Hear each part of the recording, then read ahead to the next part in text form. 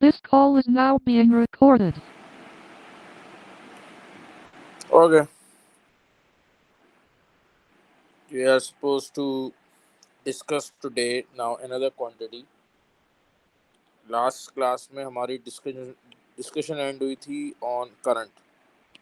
I hope it's clear to all of you. I introduced current electricity.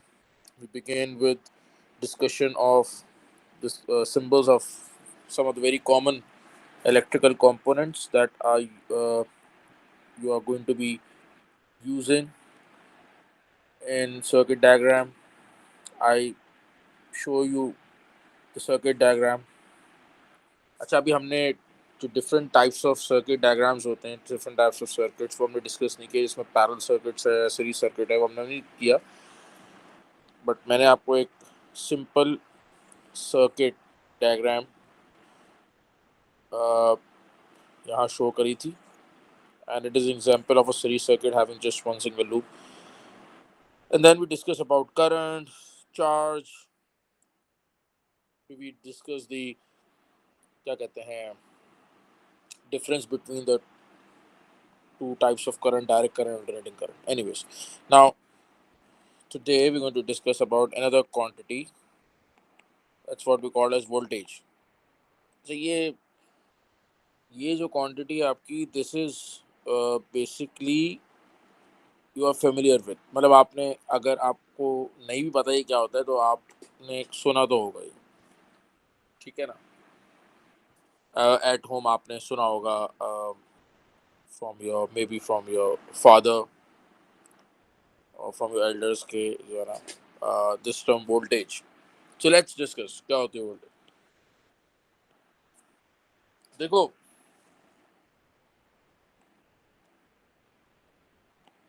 Voltage जो है ना,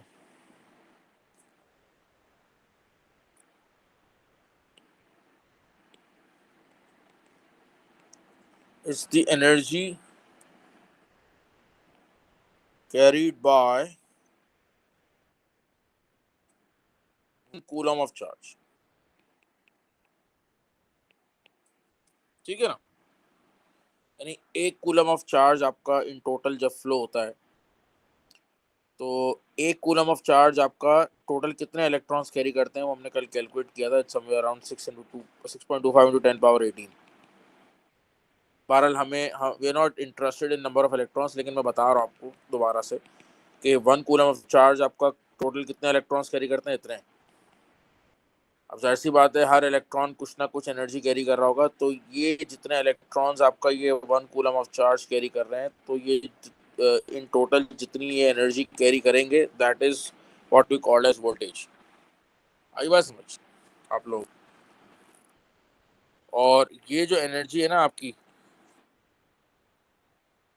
जो आपका ये वन कूलम ऑफ चार्ज जो कैरी कर रहा है, यानी इतने जो इलेक्ट्रॉन्स आपके टोटल जो कैरी कर रहे हैं, ये एनर्जी कहाँ से आती है?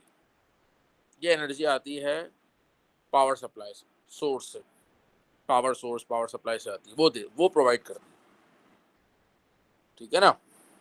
वो प्रोवाइड करती है. अच्छा, अब होता ये है कि हम इसको थोड़ा सा इसकी डिवीजन करते हैं. मतलब this is the very basic definition voltage.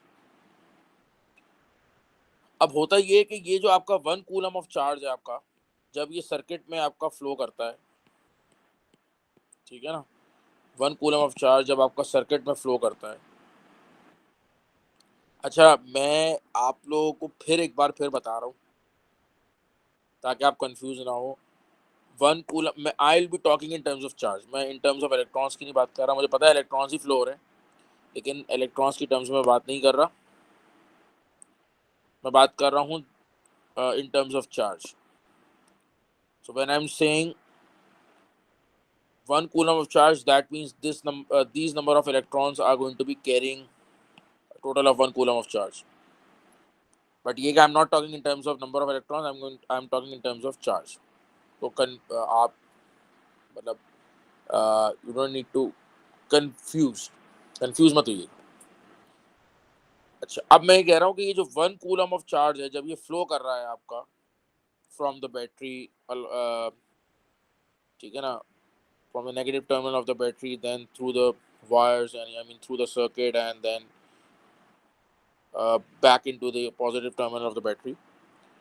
तो ये जो 1 कूलम ऑफ चार्ज जो फ्लो कर रहा है, तो पहली बात, two things are going to happen. First of all, आपकी ये जो सोर्स है ना, सेल और बैटरी और एनी, मतलब अच्छा, ये भी ज़रूरी नहीं है कि आपका डायरेक्ट करंट ही हो, यानी कि आपकी सोर्स जो है वो सेल या बैटरी हो जिससे डायरेक्ट करंट फ्लो हो रहा, नहीं. जो आपकी ऑल्टरनेटिंग करंट होता है, उसकी जो सोर्स होती है उसे हम ऑल्टरनेटिंग सप्लाई कहते हैं. जो डायरेक्ट करंट होता है उसकी उसकी जो सोर्स होती है, दैट इज़ अ बैटरी और अ सेल. लेकिन जो ऑल्टरनेटिंग करंट होता है उसकी जो सोर्स होती है, that is an alternating source, या उसको मेन्स भी कहते हैं, मेन्स सप्लाई. एनीवेज, ठीक है. तो आपकी चाहे कोई भी सोर्स हो, आपका करंट फ्लो हो रहा है इन अ सर्किट, तो दो चीज़ें होंगी. एक तो ये कि ये जो सप्लाई है, सोर्स है, it's going to provide energy to 1 coulomb of charge. 1 coulomb of charge को वो एक पर्टिकुलर अमाउंट ऑफ एनर्जी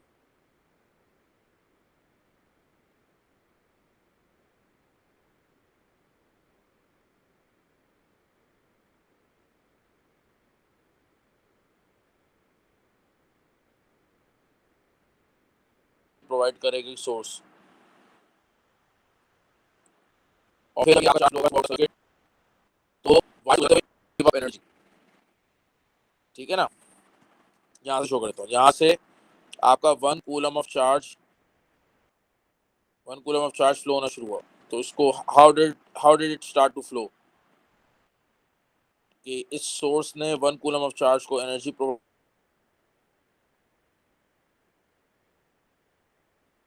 करी. जितने भी इलेक्ट्रॉन्स फ्लो शुरू हुए, कूलम चार्ज फ्लो शुरू हुआ. तो अब जब ये वायर से गुजर रहे हैं, तो they are going to give up some energy while traveling. Screen sharing, आवाज आ रही है? Okay, wait wait. ठीक है. तो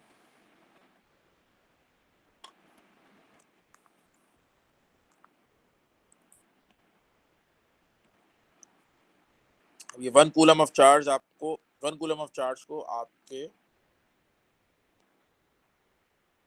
बैटरी ने, या जो भी सोर्स है, बैटरी, सेल और ऑल्टरनेटिंग सोर्स, जो भी सोर्स है, सप्लाई है, पावर सप्लाई, उसने 1 कूलम ऑफ चार्ज को एनर्जी प्रोवाइड करी. और ये 1 कूलम ऑफ चार्ज जितने भी इलेक्ट्रॉन्स कैरी कर रहे हैं वो फ्लो होना शुरू हुए.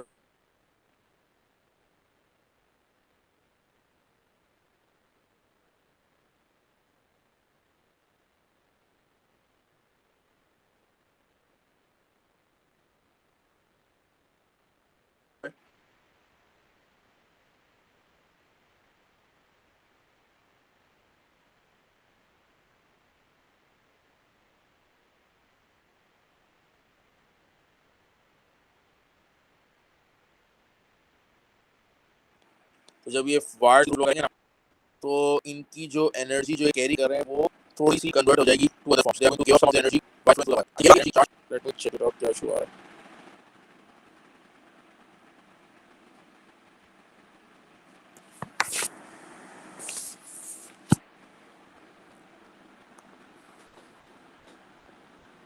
ठीक है. तो मैं आपसे कह रहा हूँ कि ये आपका जो चार्ज फ्लो हो रहा है from the supply, from the source, तो ये 1 कूलम ऑफ चार्ज जो आपका एनर्जी कैरी कर रहा है, ये जो भी एनर्जी कैरी कर रहा है, so while flowing through the wire, it's going to give up some of its energy. बहुत स्मॉल प्रोपोर्शन होता है, लेकिन yes, this charge does give up some proportion of its energy while flowing through the wire. और ये energy जो आपका charge carry कर रहा होता है, अभी जितने भी इलेक्ट्रॉन्स कैरी कर रहे हैं बहरहाल इन टोटल, तो जो एनर्जी कैरी कर रहे हैं, this is in the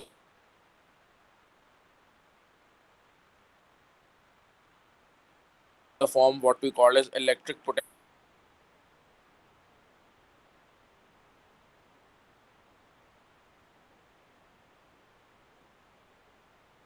potential energy.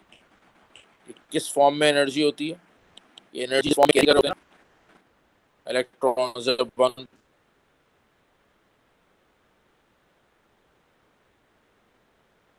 जब आपका चार्ज फ्लो हो रहा है यानी इलेक्ट्रॉन्स फ्लो कर रहे हैं, पोजेस कर रहे हैं एनर्जी, तो किस फॉर्म में करता है? Electric potential energy. तो जब वायर से गुजरते हैं तो जितनी एनर्जी कैरी कर रहे होते हैं उसका एक बहुत स्मॉल प्रोपोर्शन वो लूज करते हैं वायर से। अब वायर से समझ आ गई, वायर से फ्लो होते हुए तो एक बहुत स्मॉल प्रोपोर्शन है जो कि कन्वर्ट हो रही है, प्रोपोर्शन ऑफ एनर्जी जो कन्वर्ट हो रही है थर्मल एनर्जी में। What about these components? तो जब आपका चार्ज लैंप के थ्रू फ्लो करेगा तो इसमें जो है कंपेयर टू वायर्स ज़्यादा एनर्जी कन्वर्ट होगी, मतलब वो ज़्यादा एनर्जी अब जो चार्ज है वो ज़्यादा एनर्जी अपनी गिव अप करेगा while flowing through this lamp. Number of electrons give up नहीं कर रहा, जो चार्ज है आपका वो उतना ही है, टोटल चार्ज जो कैरी हो रहा है वो उतना ही है। तो इसका मतलब है कि जितने टोटल नंबर ऑफ इलेक्ट्रॉन्स हैं वो उतने ही हैं, एक एक सेकेंड में जो फ्लो हो रहा है वो नहीं चेंज हो रहा है, बस वो जो एनर्जी कैरी कर रहे हैं ना वो बेसिकली गिव अप कर रहे हैं अक्रॉस दीज कंपोनेंट्स, जो कि फिर कन्वर्ट हो रही है डिफरेंट फॉर्म्स ऑफ एनर्जी में। ठीक है ना? तो यहाँ वो कन्वर्ट होगी लाइट एनर्जी में और साथ में थर्मल एनर्जी में भी, क्योंकि लैम्प गर्म भी हो जाता है। तो यहाँ जो कन्वर्जन हो रही है इलेक्ट्रिक पोटेंशियल एनर्जी की, वो क्या हो रही है? वो हो रही है electric potential energy to light energy and thermal energy. ठीक है ना? अच्छा, फिर आ जाए, फिर गुजर गया, ठीक है, अब एमीटर से गुजरेगा। सवाल ये है कि एमीटर से गुजरते हुए एनर्जी गिव अप करेगा? तो द आंसर इज के यहाँ जो है ना the energy that will be given up by the charge will be the least or it's almost negligible। ठीक है ना? यहाँ पे जो even even less than that जो कि वायर्स के अक्रॉस गिव अप कर रहा है, उससे भी कम जो है ना वो गिव अप करेगा जब आपका चार्ज एमीटर के थ्रू गुजरेगा। उसकी वजह यह है कि एमीटर को डिज़ाइन ऐसे किया जाता है कि आपका जो चार्ज है वो इसके अक्रॉस एनर्जी लूज ना करे। एनर्जी लूज क्यों होती है वो तो हम आगे डिस्कस करेंगे, लेकिन इसको इस तरीके से डिज़ाइन किया जाता है कि एनर्जी लूज ये ना करे। तो इसके अक्रॉस जो एनर्जी कन्वर्जन हो रही है वो तो निग्लेजिबल है, उसको निगलेक्ट करते हैं। इसके अक्रॉस अलबत्ता है, वायर्स के अक्रॉस भी होती है, but within your scope of curriculum you are going to neglect that. हाँ, लैम्प के अक्रॉस होगी, एक significant amount of energy conversion होगी चार्ज की, और फिर ये रजिस्टर से गुजरेगी तो जितनी रिमेनिंग होगी ना, क्योंकि फिर आगे कुछ भी नहीं है, आगे ये वायर है, चलो उसकी तो इतनी नहीं है, तो ज़्यादातर आपकी लैम्प के अक्रॉस हो गई। फिर जो रिमेनिंग है वो आपकी जब रजिस्टर से गुजरेगा चार्ज तो फिर रिमेनिंग बाकी इसके अक्रॉस कन्वर्ट हो जाएगी। ठीक है ना? तो जब तक आपका जो चार्ज है when it will reach back to the positive terminal तो it will have no energy at all. ठीक है ना? whatever this charge was given the energy, this whatever this charge gained energy from the power supply, it has given up all of its energy while flowing through the circuit across different components। ठीक है ना? और मैं आपको एक interesting जो बात बताता हूँ, अगर आप ये लैंप और ये रजिस्टर हटा दें तो फिर आपके पास जो चार्ज फ्लो होगा फिर वो किसके अक्रॉस फिर गिव अप करेगा एनर्जी? जाहिर सी बात है एमीटर के अक्रॉस तो नहीं करेगा, उसको तो डिज़ाइन ही ऐसे किया जा रहा है। तो फिर all of the energy is going to be given up across the wires, जिससे क्या होगा कि there will be a chance कि आपका जो है ना वायर्स बर्न हो जाए। ठीक है ना? फिर होगा क्या कि आपके जो है ना सारी की सारी एनर्जी जो है ना वो गिव अप हो जाएगी अक्रॉस द वायर्स, जिससे बहुत ज़्यादा amount of thermal energy release होगी and this may cause the wires to get burn. इस वजह से ना आपका ये रजिस्टर लगाया जाता है, यानी अगर even if there is nothing in the circuit, अगर ये लैंप और एमीटर नहीं भी है, तो अगर आप ये टेस्ट कर रहे हैं कि बैटरी से कितना करंट फ्लो हो रहा है तो उसके लिए you at least add a resistor. आप एक सर्किट में एक रजिस्टर ज़रूर लगाते हैं, इट्स अ सेफ्टी प्रिकॉशन। वरना फिर आपको पता है कि यार ये जो चार्ज फ्लो हो रहा है ये फिर अपनी एनर्जी जो है फ्लो गेन तो कर ली अपने, अब वापस पॉजिटिव टर्मिनल में एंटर होने से पहले it will be giving up all it's energy. तो कहाँ वो एनर्जी गिव अप करेगा, सवाल ये है ना। तो उसके लिए फिर it will be giving up across the wires. So that is dangerous. तो इसके लिए resistor ज़रूर ऐड होता है, ठीक है ना। अच्छा खैर, तो ये आपको समझ आ गई। अब क्या होता है कि वोल्टेज को हम डिवाइड करते हैं दो क्वांटिटीज़ में। Voltage is a general term, that is the amount of energy that is carried by 1 coulomb of charge. Now, specifically,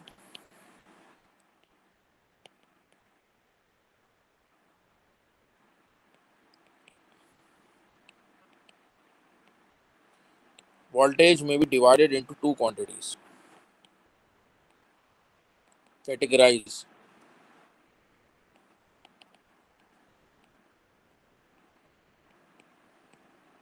All right. One is the electromagnetic force, the other one is PD, the potential difference. अच्छा, ये जो अब मैं आपको बहुत आसान अल्फाज में बता देता हूँ, जो जो एनर्जी आपका ये चार्ज 1 कूलम ऑफ चार्ज जो आपकी एनर्जी गेन कर रहा है ना फ्रॉम द सप्लाई, उससे हम कहते हैं EMF.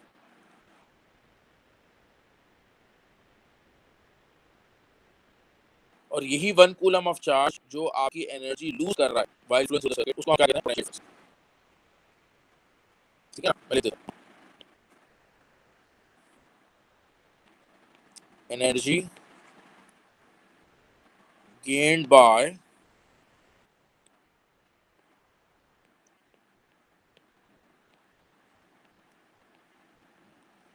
energy gained by 1 coulomb of charge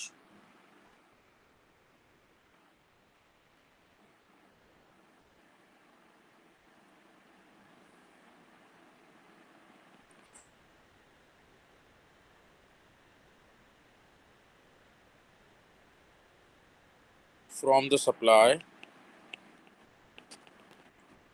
to,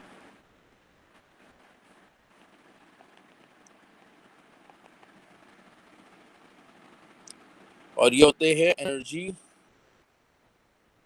lost by 1 coulomb of charge. असल में when I use the word lost, it means कि it is going to get converted to other forms. It's not going to be any more possessed by the charge. It's going to get converted to other forms or given up to the lamp or a resistor or whatever the component is. So energy lost by 1 coulomb of charge across the electrical components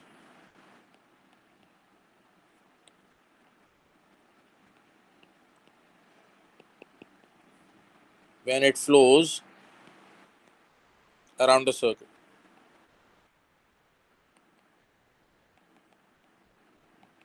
All right.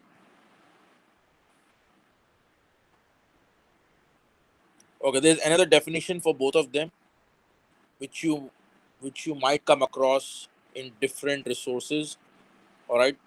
Now this is, I have written the definition which is correct, and that is in terms of all what we discuss. Now let me write down a formal definition which you might come across in books and other resources, and that is work done per charge.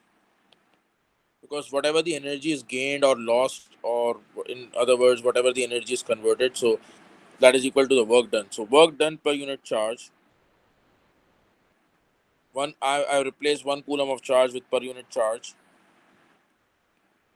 to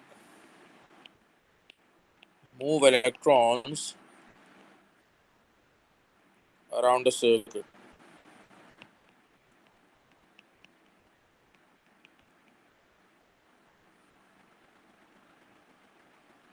And over here,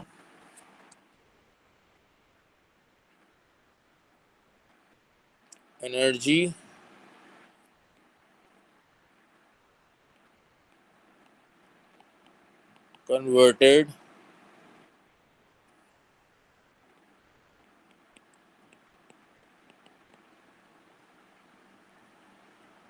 converted per unit charge when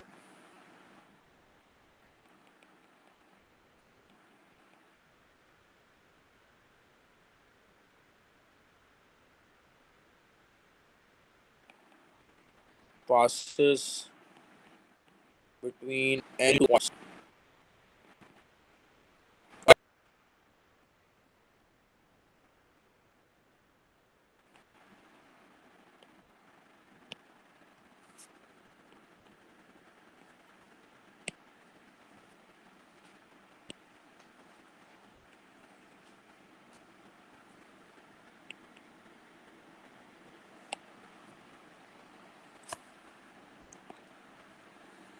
Now, what's next?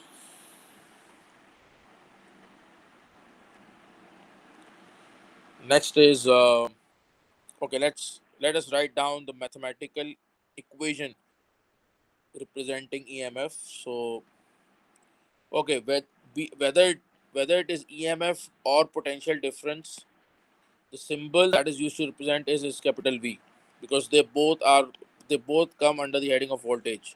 So the symbol used is the same, capital V, and again the equation, the expression as well is the same. That is work done per unit of charge.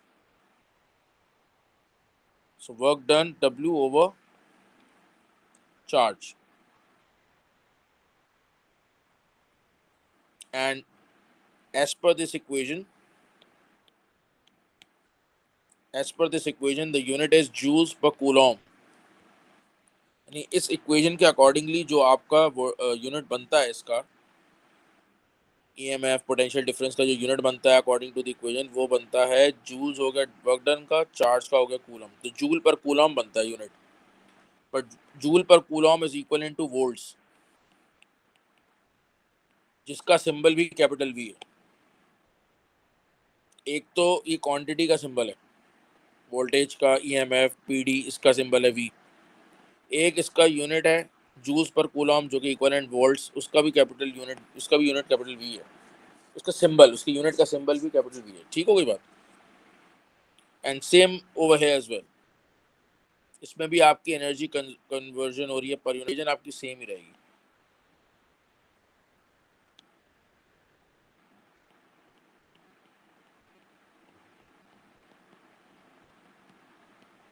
ठीक होगी बात? याद रखना है आपने, both are scalar quantity,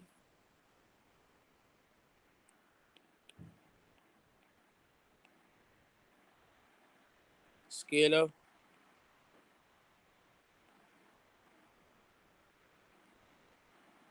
scalar. All right, and what else? Okay, what kind of energy conversion takes place? So EMF is basically the EMF is the energy provided by the supply. So the energy possessed by the supply must be converted to electric potential energy. So in what form does the supply possess energy? So the power supply has a fuel, so it possesses energy in the form of chemical energy, which when provided to the charge gets converted into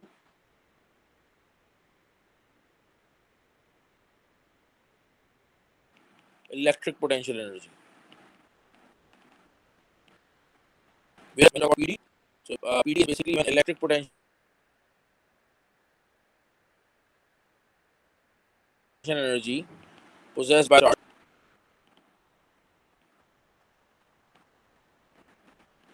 converted into other forms of energy, which may be light energy or thermal energy or other forms of energy.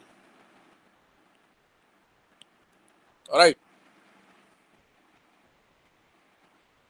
ये बात समझ आ गई आप लोग?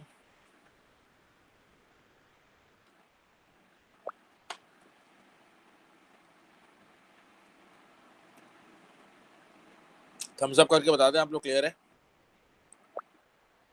Okay,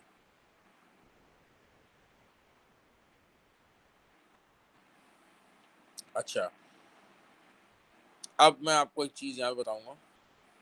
एक सवाल भी आया है, वो ये कि ये एमीटर हमने कनेक्ट किया था ना। अब मैं, चूंकि हमने वोल्टेज का जिक्र कर लिया, तो वोल्ट मीटर भी मैं अब कनेक्ट कर देता हूँ। वोल्ट मीटर जो कनेक्ट होता है ना, इंटरेस्टिंगली वो जो कनेक्ट होता है वो ऐसे होता है, याद रखिएगा।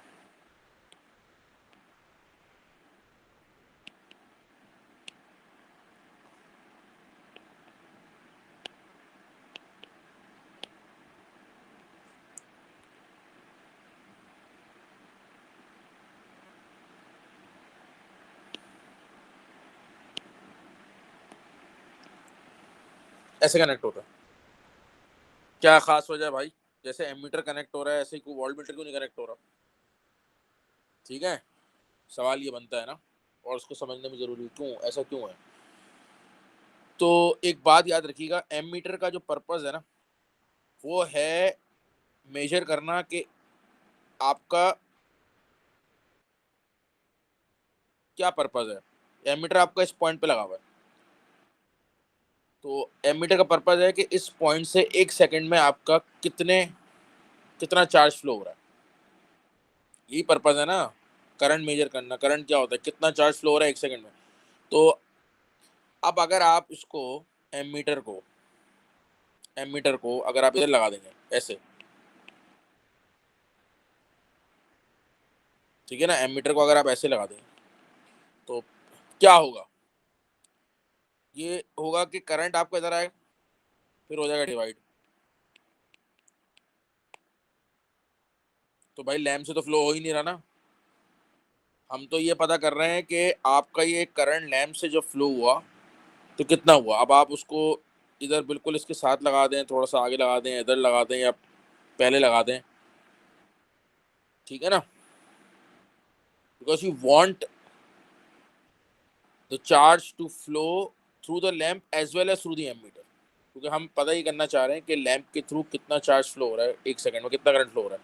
उसके लिए मुझे एमीटर इसके एडजेसेंट लगाना पड़ेगा, या फिर हम इसको ये भी कहते हैं कि हम इसको लगाएंगे इन सीरीज विद द लैम्प, ताकि जो लैम्प से गुजरा है वही पूरा का पूरा चार्ज आपका एमीटर से भी गुजरे, ताकि हम उसे मेजर कर सकें कि 1 सेकंड में कितना चार्ज गुजर रहा है। तो जो लैम्प से गुजरेगा वही इस एमीटर से भी गुजरेगा, तो हमें पता चल जाएगा अच्छा ठीक है, अगर एमीटर ये शो कर रहा है कि यहाँ आपका रीडिंग 2 एम्पियर्स है, इसका मतलब है कि 2 कूलम आपके फ्लो हो रहे हैं चार्ज के 1 सेकंड में। इसका मतलब लैम्प के थ्रू भी इतना ही करंट फ्लो हो रहा होगा, 2 एम्पियर्स यानी 2 कूलम्स 1 सेकंड में फ्लो हो रहे होंगे। ये वजह है आपकी। अच्छा, अब एक बात और, वो ये कि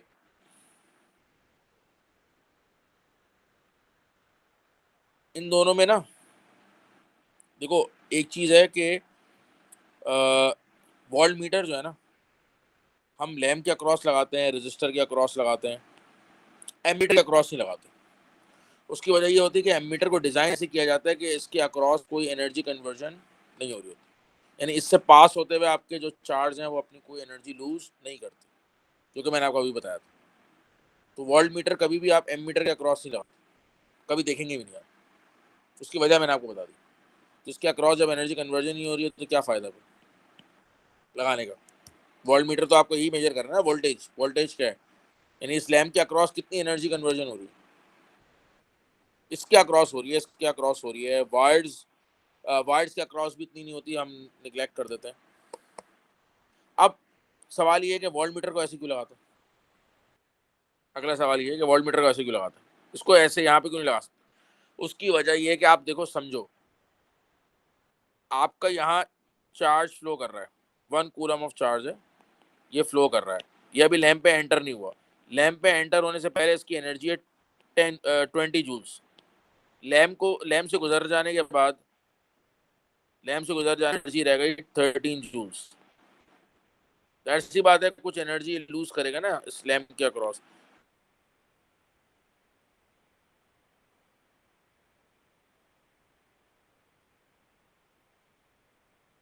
तो एंटर होने से पहले 1 कूलम ऑफ चार्ज की जो एनर्जी गुजर जाएगी, इसने जो है मेजर करना है कि एनर्जी डिफरेंस आ रहा है। जो पोटेंशियल डिफरेंस है ना, इसका मतलब ही यही है। ये पोटेंशियल डिफरेंस में डिफरेंस क्या है, यही मेजर कर रहा है। जो वोल्ट मीटर है ना, वो यही मेजर कर रहा है कि ये जो इलेक्ट्रिकल कंपोनेंट है, इस इलेक्ट्रिकल कंपोनेंट के इस एंड पे और इस एंड पे ना चार्ज जो एनर्जी कैरी कर रहा है, 1 कूलम ऑफ चार्ज जो एनर्जी कर रहा है, उसकी एनर्जी में डिफरेंसेस हैं। क्योंकि जाहिर सी बात है, एंटर होने से पहले 20 जूल्स है, बाहर निकलने के बाद 13 जूल्स है, वो तो होगी, जाहिर सी बात है, क्योंकि एनर्जी यहाँ पे गिव अप कर रहा है। तो जितनी एनर्जी आपकी गिव अप कर रहा है वो बेसिकली वोल्ट मीटर मेजर कर रहा है, और वो बेसिकली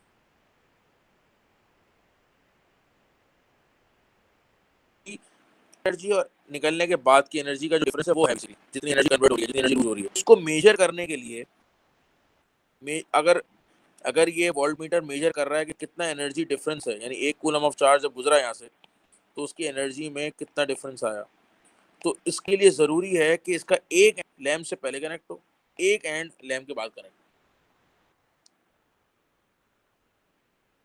एक एंड एक वोल्ट मीटर का एक एंड लैम्प के एक एंड से कनेक्ट हो, वोल्ट मीटर का दूसरा एंड लैम्प के दूसरे एंड से connect, so that it can measure the change in the energy of the charge, change in the energy of 1 coulomb of charge, or difference in the energy carried by 1 coulomb of charge. तभी इसको it is always installed across the component, electrical component जो भी होता है उसके across install किया जाता है, और इसको हम कहते हैं, we say that the voltmeter is connected always in parallel to the component, और ये जो एमीटर होता है ये इसके एडजेसेंट कनेक्ट होता है, that we say that ammeter is connected in series with the component. ठीक है, कोई बात, तो ये बात याद रखिएगा। अच्छा, अब एक सवाल है सर, यहाँ से करंट आएगा तो डिवाइड हो जाएगा, वो तो फिर इसका जितना करंट फ्लो पहले हो रहा था लैम्प के थ्रू, अब वोल्टमीटर कनेक्ट हो गया तो उसको तो ये पाथ मिल गया यहाँ पे, तो डिवाइड हो जाएगा, तो उतना करंट तो आपका फ्लो करेगा भी नहीं लैम्प के थ्रू। तो इस सवाल का जवाब ये है कि ऐसा नहीं होता। अगर मैं वोल्टमीटर हटा दूँ, सिर्फ ये वायर लगा दूँ, तब तो समझ आएगा करंट आपका फ्लो होगा, लेकिन अगर मैं वोल्टमीटर लगाता हूँ तो फिर करंट कुछ भी फ्लो नहीं होगा। उसकी वजह यह है कि वोल्टमीटर को डिज़ाइन ऐसे किया जाता है, वोल्टमीटर को डिज़ाइन ऐसे किया जाता है कि अगर आप इसको पैरेलल में कनेक्ट करें तो इसके थ्रू आपका कोई करंट फ्लो हो ही नहीं सकता, चार्ज फ्लो हो ही नहीं सकता। जैसे कि मैंने बताया था ना कि एमीटर को डिज़ाइन ऐसे किया जाता है कि इसमें सारा का सारा चार्ज फ्लो हो जाता है और it doesn't give up any energy. मतलब आपको एमीटर को डिज़ाइन ऐसे किया जाता है कि चार्ज जो है ना वो इसमें से पास हो जाता है विदाउट गिविंग अप एनर्जी। इस तरीके से वोल्टमीटर को डिज़ाइन ऐसे किया जाता है कि इसमें से आपका कोई चार्ज पास ना हो, कोई भी चार्ज आपका पास ना हो। अच्छा, हाउ डज दिस हैपन, ऐसा कैसे होता है, मतलब उसके बिहाइंड कोई थ्योरी होगी ना,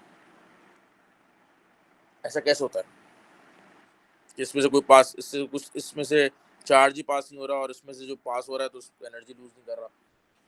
तो there is a reason behind it, we are going to discuss later, ठीक है ना। So that concept is linked to another quantity which we call as resistance, जिसके बारे में हम आगे पढ़ेंगे। लेकिन फिलहाल अभी तक आपको ये जितना हमने डिस्कशन किया वो क्लियर है सबको? जल्दी से बता दें, थम्स अप कर दें, नहीं तो सवाल पूछ लें।